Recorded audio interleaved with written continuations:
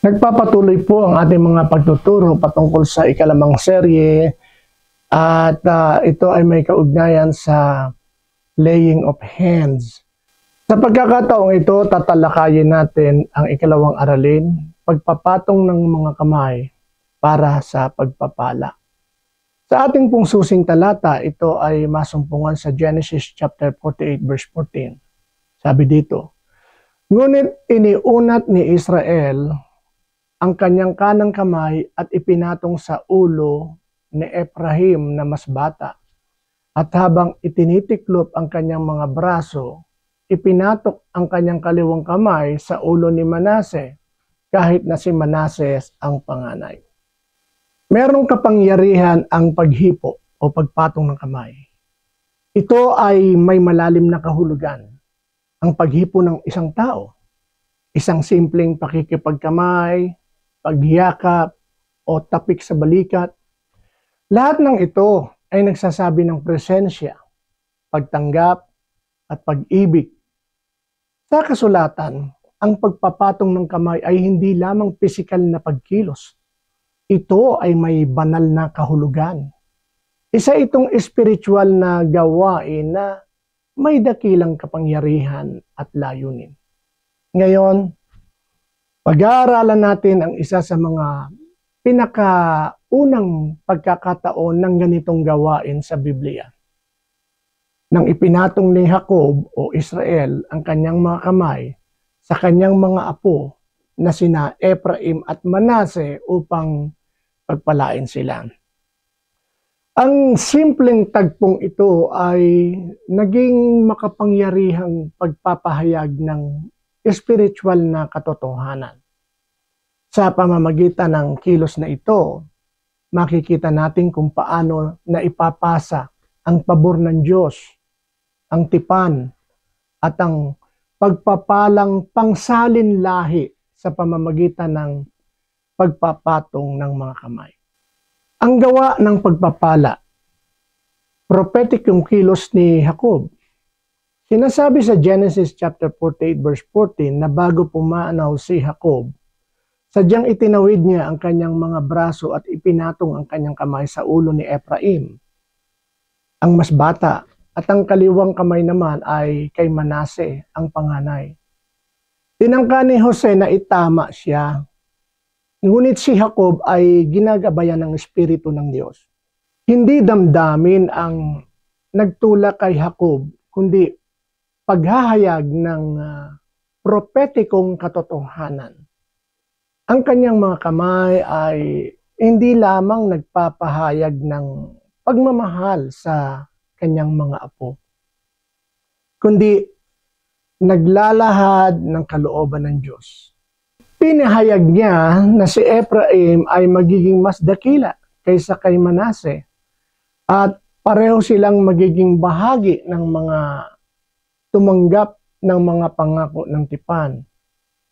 Ipinapakita nito na ang pagpapatong ng mga kamay ay higit pa sa ritual.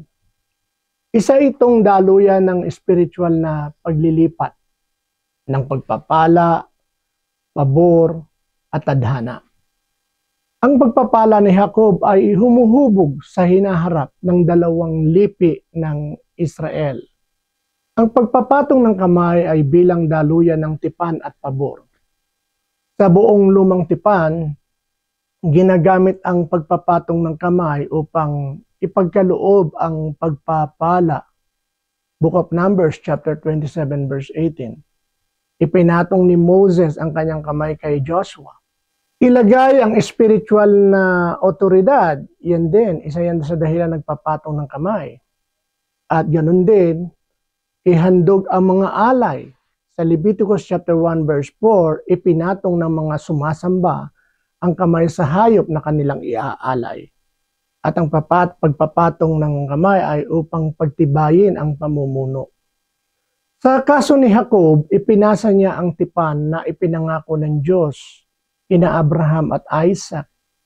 At sa pagpapatong ng kanyang kamay, inilipat niya ito sa susunod na salinlahi. Ito ay lubos na sadyang pagkilos. Ang physical na paglalagay ng kamay sa kanilang mga ulo ay sumasagisag ng spiritual na pagpapasa. Inihahanay ng kanyang pagpapala ang mga batang ito sa layunin ng Diyos. Pagsasalita at pananalangin ng pagpapala sa panahon ngayon. Hindi man tayo mga patriarka gaya ni Jacob, tinatawag tayong lahat na magsalita at magpahayag ng pagpapala. Sabi sa Book of Proverbs chapter 18 verse 21, sa dila ay may kapangyarihan ng buhay at kamatayan. At kapag pinagsama ang ating mga salita sa panalangin, pananampalataya, at kung minsan pagpapatong ng kamay, mas lalo itong nagiging makapangyarihan. Bilang mga magulang, lolo't lola, pinunong espiritual o kaibigan, maaari nating gawin ang mga ito. Pagpapahayag ng pagpapala sa ating mga anak at mahal sa buhay.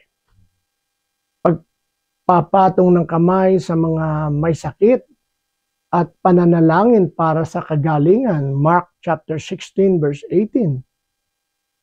Pagpapadala o pagtagubilin sa mga pinuno o bagong mananampalataya sa pamamagitan ng pagpapalakas ng loob. So Acts chapter 13 verse 3.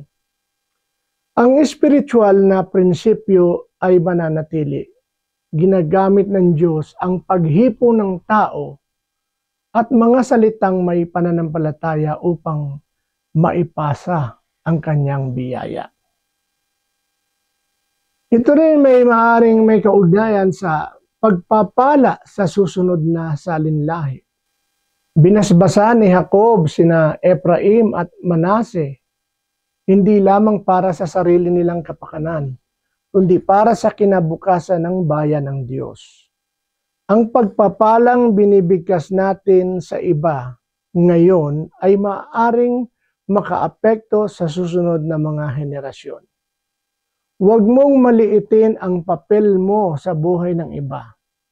Ang iyong mga salita, ang iyong panalangin, ang iyong kumpirmasyon, lalo na kapag ginagawa sa pangalan ni Jesus, ay maaaring magbago ng kapalaran.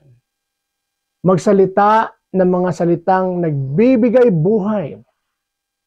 Gamitin ang iyong mga kamay upang magpala, hindi para manakit.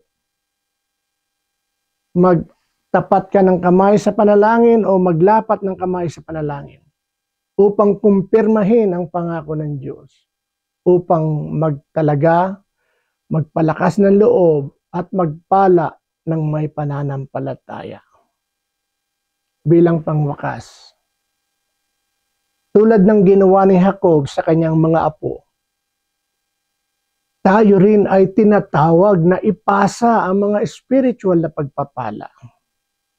Maging ikaw man ay magulang, pinuno, o simpleng mananampalatayang lumalakad sa pananampalataya, ang iyong mga salita at kilos ay may halaga. Magsalita ng pagpapala, manalangin ng may pananampalataya, magpatong ng kamay na may layunin at tiwala sa Diyos. Nawa ang iyong paghipo ay magdala ng kagalingan. Nawa ang iyong kamay ay maghatid ng kapayapaan.